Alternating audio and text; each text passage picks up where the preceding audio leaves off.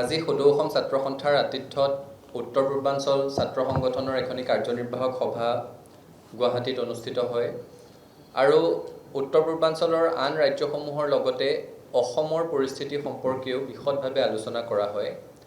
বিশেষকৈ অবৈধ বিদেশীৰ অবাধ প্ৰব্ৰজনৰ ফলত অসমত যি জটিল পৰিস্থিতিৰ সৃষ্টি হৈছে সেই সম্পৰ্কে আলোচনা কৰা হয় আৰু অসমত চলি থকা উচ্ছেদ সম্পৰ্কতো বিস্তৃতভাৱে ইয়াত আলোচনা কৰা হয়।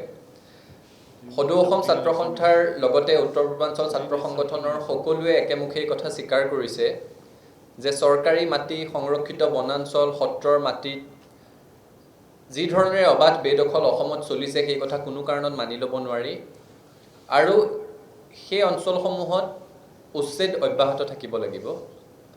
ছাত্ৰ সন্থাই আমি পুনৰবাৰ আমাৰ স্থিতি স্পষ্ট কৰি কৈছোঁ যে চৰকাৰী মাটি, সত্ৰৰ মাটি, সংৰক্ষিত বনাঞ্চল এইসমূহত উচ্ছেদ অব্যাহত থাকিব লাগিব।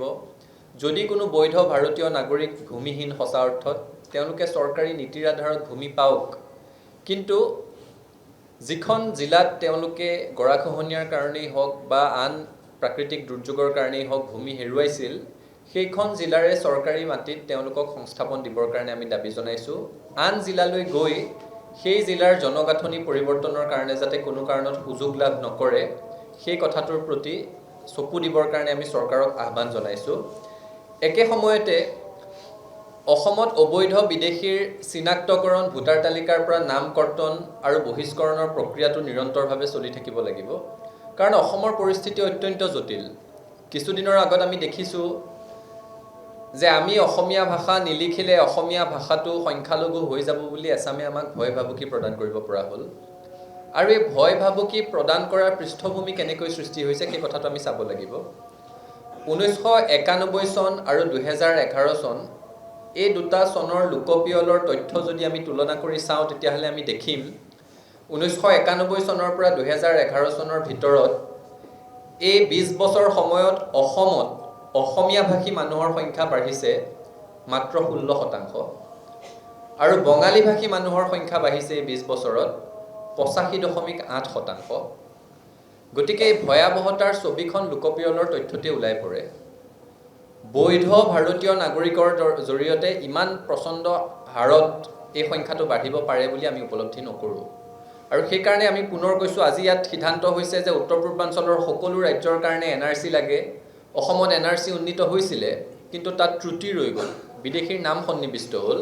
গতিকে ছাত্ৰ সন্থাই পুনৰ দাবী জনাইছোঁ যে অসমৰ NRCখনৰ পুংখানুপুংখ পুনৰ পৰীক্ষা হ'ব লাগে আৰু অবৈধ বিদেশীৰ নামমুক্ত এখন শুদ্ধ নাগৰিকপঞ্জী অসমৰ মানুহে পাব লাগে।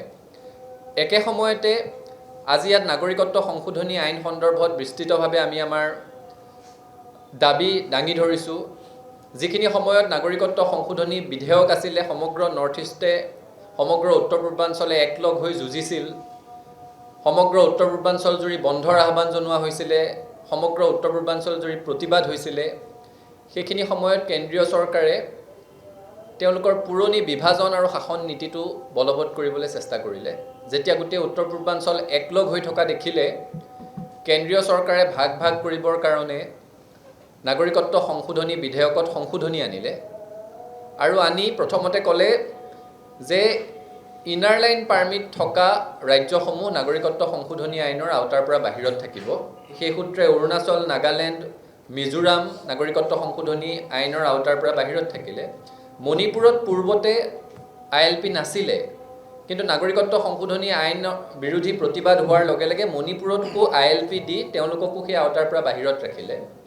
মেঘালয়ৰ মুখ্যমন্ত্ৰীয়ে সেইখিনি সময়ত যিহেতু নেতৃত্ব ল'লে, মেঘালয়ৰ ছাত্ৰ সমাজে নেতৃত্ব ল'লে, গতিকে কৈ দিয়া হ'ল যে 6 শিডিউল কভাৰ এৰিয়াবোৰকো নাগৰিকত্ব সংশোধনী আইনৰ আওতাৰ পৰা বাহিৰত ৰাখিব।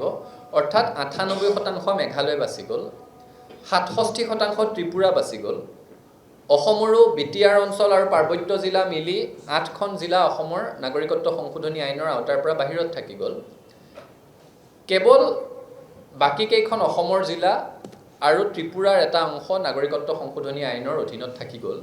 গতিকে আজি আমি দাবী জনাইছোঁ যে সমগ্ৰ উত্তৰ পূৰ্বাঞ্চলকে নাগৰিকত্ব সংশোধনী আইনৰ আওতাৰ পৰা আঁতৰাই ৰাখিব লাগে। সেই দাবী আজি আমি পুনৰ ইয়াত উত্থাপন কৰিছোঁ। আৰু একে সময়তে অবৈধ বিদেশীৰ প্ৰব্ৰজনৰ আটাইতকৈ বেয়াকৈ ক্ষতিগ্ৰস্ত ৰাজ্য হিচাপে অসম চুক্তিৰ আধাৰত, অসম চুক্তিৰ 6 নং দফাৰ আধাৰত যি সাংবিধানিক ৰক্ষা কৱচ অসমৰ খিলঞ্জীয়া মানুহৰ প্ৰাপ্য, সেই সাংবিধানিক ৰক্ষা কৱচ অতি শীঘ্ৰে প্ৰদান কৰিবৰ কাৰণে আজি সদৌ অসম ছাত্ৰ সন্থাৰ দাবীক উত্তৰ পূৰ্বাঞ্চল ছাত্ৰ সন্থায়ো সহমত পোষণ কৰিছে আৰু ঐক্যবদ্ধভাৱে এই দাবী উত্থাপন কৰিছে। তাৰ সমান্তৰালভাৱে আন এটা বিষয় ইতিমধ্যে উল্লেখ কৰিছে, আপোনালোকৰ আগত আমি আগতেও জনাইছোঁ যে সদৌ অসম ছাত্ৰ সন্থাৰ উদ্যোগত অসমৰ 26 গৰাকী প্ৰশিক্ষাৰ্থীক কেন্দ্ৰীয় লোকসেৱা আয়োগৰ অসামৰিক সেৱাৰ পৰীক্ষাৰ বাবে প্ৰশিক্ষণ দিবলৈ আমি দিল্লীলৈ প্ৰেৰণ কৰাৰ সিদ্ধান্ত গ্ৰহণ কৰিছিলোঁ। অহা 10 আগষ্ট তাৰিখে ৰয়েল গ্লোবেল বিশ্ববিদ্যালয় প্ৰাংগণত পুৱা 11 বজাৰ পৰা বাছনি পৰীক্ষা অনুষ্ঠিত হ'ব। 516 গৰাকী আবেদনকাৰীয়ে ইতিমধ্যে আবেদন কৰিছে। আজি অৰ্থাৎ 6 আগষ্ট তাৰিখে গধূলিৰ পৰা এডমিট কাৰ্ডসমূহ সদৌ অসম ছাত্ৰ সন্থাৰ ৱেবছাইট www.asu.org.in তাত উপলব্ধ হ'ব আৰু 10 তাৰিখে পৰীক্ষা অনুষ্ঠিত হোৱাৰ পিছত এটা মৌখিক পৰীক্ষাও অনুষ্ঠিত হ'ব আৰু নেক্সট IAS বুলি এটি খুব প্ৰতিষ্ঠিত প্ৰশিক্ষণ প্ৰতিষ্ঠানত আমি তেওঁলোকক প্ৰশিক্ষণৰ কাৰণে পঠিওৱাৰ ব্যৱস্থা কৰিম। একে সময়তে সদৌ অসম ছাত্ৰ সন্থাই অসমৰ 26 গৰাকীৰ সমান্তৰালভাৱে নেছৰ জৰিয়তে আন ৰাজ্যসমূহৰ পৰাও 2 গৰাকীকৈ মুঠ 14 গৰাকী অৰ্থাৎ মুঠতে 40 গৰাকীক পঠিওৱাৰ কাৰণে সিদ্ধান্ত গ্ৰহণ কৰিছিলোঁ। আজি নেছৰ সভাত কম্পনেণ্ট যিসমূহ অৰ্গেনাইজেশ্যন আছে সেই সংগঠনসমূহকো কোৱা হৈছে যাতে তেওঁলোকে নিজৰ 2 গৰাকীকৈ প্ৰশিক্ষাৰ্থীক বাছনি কৰি আমাৰ সৈতে যোগাযোগ কৰাই দিয়ে আৰু আশা ৰাখিছোঁ 40 গৰাকী প্ৰশিক্ষাৰ্থীক প্ৰতি বছৰে প্ৰেৰণ কৰাৰ এই প্ৰকল্পই অনাগত দিনত অসম তথা উত্তৰ পূৰ্বাঞ্চলত এছাম দক্ষ প্ৰশাসনিক বিষয়াৰ সৃষ্টি কৰিব, যি জাতীয় চেতনাৰে উৎসৰ্গিত হৈ ৰাজ্যকেইখনৰ কাৰণে কামত মনোনিৱেশ কৰিব। ধন্যবাদ।